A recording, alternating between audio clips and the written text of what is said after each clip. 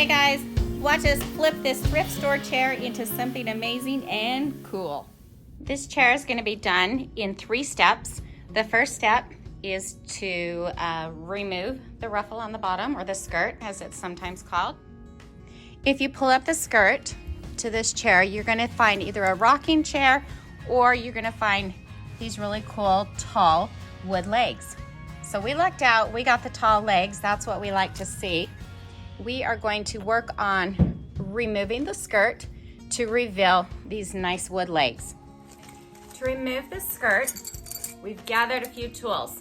I've got a screwdriver, I've got a little chisel, and some pliers to pull out the staples.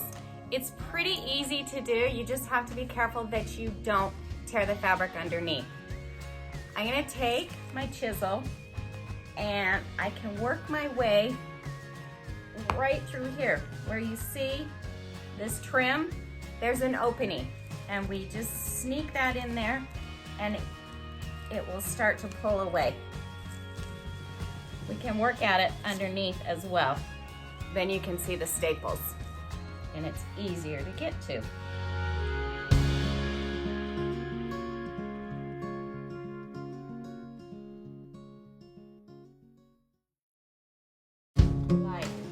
There's a whole strip in the back.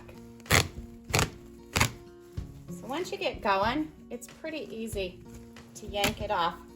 Then you just gotta go back and pull out all the staples that get left behind. We're on the home stretch. I've got the skirt off. I've just gotta pull out a few more staples, and then we are ready for the next step. All the staples have been taken out. We ran our finger along the edge just to make sure there weren't any broken staples sticking through the fabric. The next step, we're gonna take the little fuzzy ball remover machine and go over the fabric and make sure there's no extra little balls. I don't know if you can see, just an example. All these little balls of fabric, we're gonna get that all smoothed out.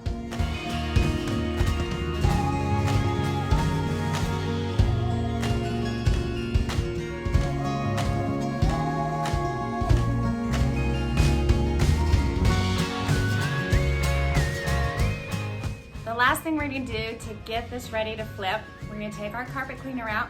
We are going to give this thing a really good cleaning inside, pull the cushions out, get under here, everywhere. We want this thing clean and ready to go.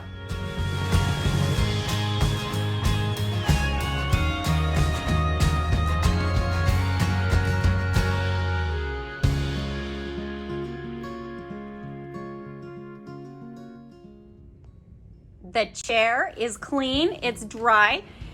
It has been defuzzed or depilled, I think it's called. Anyway, we are looking now at the last few options to bring this into the current trends.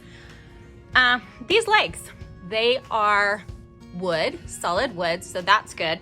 They're super solid. They're kind of a cherry colored, dark stain. So they're in good condition. We need to decide, do we want to keep the dark stain or do we want to do something else? Save us some time. Is to give these legs a faux wood finish, and that's going to be easy. We have to paint the legs and then apply some stain to give it a fake wood look. And we think that might be the direction that we're going, just because it's going to save us time. We're using some 80 grit sandpaper. We are going to work on sanding the legs. This is just kind of a practice to see what the wood looks like underneath, to see if we want to commit to sanding it. I'm kind of liking this natural look. It does have some pink tones in it left over from that cherry stain, but I think we can tone it down with a whitewash, and I think it's going to really update this piece.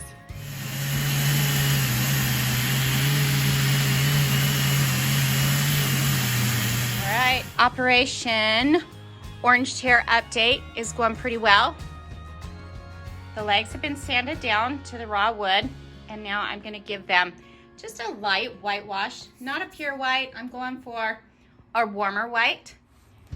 This is a whitewash, so it's just going to kind of tone down the wood It's what you do because you've got tannins in the wood, and the tannins are going to, when you add anything wet, like a whitewash or paint or even poly, it's gonna bring those tannins out.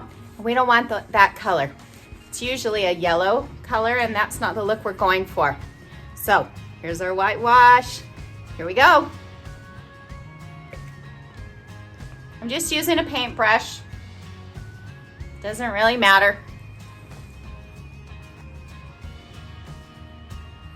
I'm being careful that I don't get it on the upholstery. Being very thorough.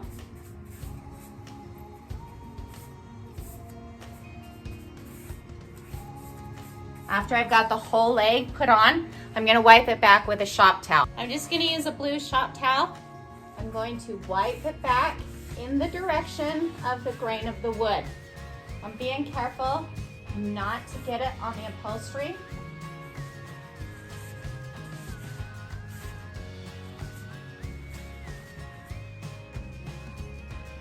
The whitewash is on the leg, and dang it, it came out too bright. It's not the look I'm going for, so I'm gonna tone it down with some glaze. Let me show you how to do this. I'm using Rust-Oleum decorative glaze. It's in the color Java Brown. And I'm just gonna use a natural bristle brush. This is just a cheap chip brush from the hardware store. I'm gonna take my bristle brush and dip it in my glaze. I don't want a ton. I'm just gonna wipe it on, watching that I don't get it on my fabric. I'm gonna get it in the grooves of the trim. Really make sure it's in there. I'm working kind of quickly because I wanna wipe it back or wipe it off after I get it put on. And I'm gonna take some shop towels, and I'm literally gonna wipe it down or wipe it back. And I'm gonna go in one direction in the grain of the wood, and it's going to create kind of a faux wood tone. I'm gonna leave a little bit of that dark stain in the grooves. And that's all there is to it.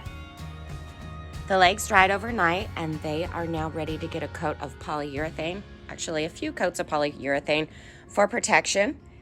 And then this little piece will be ready to go on the market. This is what we're gonna use for our polyurethane. That's Varathane.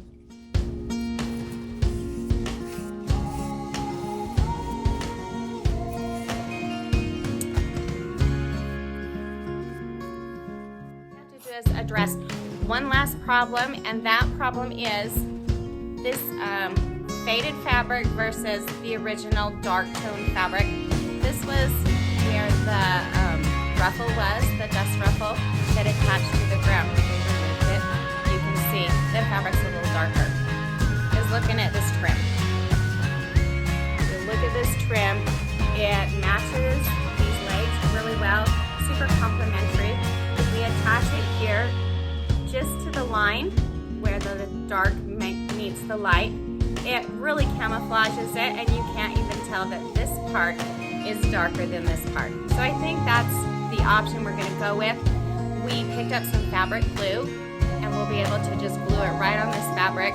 The trim will look like it's always been there, but we know that it's actually camouflaging. Just a little problem. So I'm just gonna put the glue right on the trim on both edges. And then I place it on the fabric in the right place. I'm going to use my pins to hold it in place while it dries.